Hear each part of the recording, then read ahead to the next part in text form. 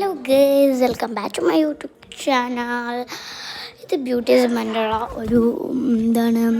ഒരു മേക്കപ്പ് സെറ്റാണ്. പിന്നെ അത് അൺബോക്സ് ഫുൾ ഡസ്റ്റ് പിടിച്ച് കിടക്കായിരിക്കും. ഫുള്ള് പണി ഗേസ്, എന്ത് ചെയ്യാം.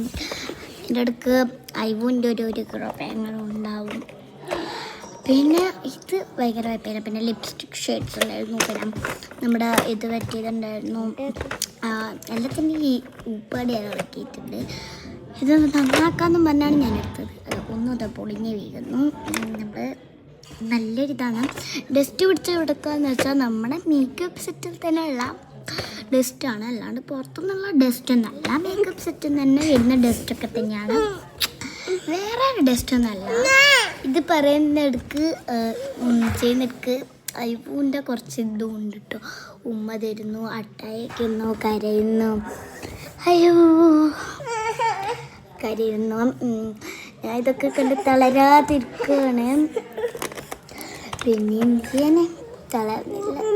ഇതെവിടെയാണ് വെക്കേണ്ടതെന്നും പോലും എനിക്കറിയത്തില്ല. കണ്ടു തപ്പി കണ്ടുപിടിക്കുകയാണ്.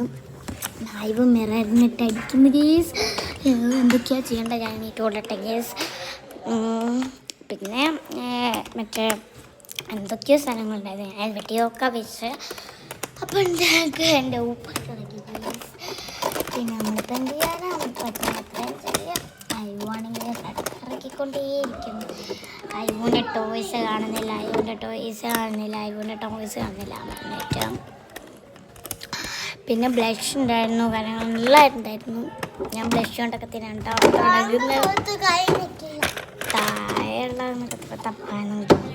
തപ്പാനൊന്നും വയ്യല്ല. അതുകൊണ്ട് ഐവൻ്റെ അടുത്ത് എന്തൊക്കെയോ പറയുന്നുണ്ട്.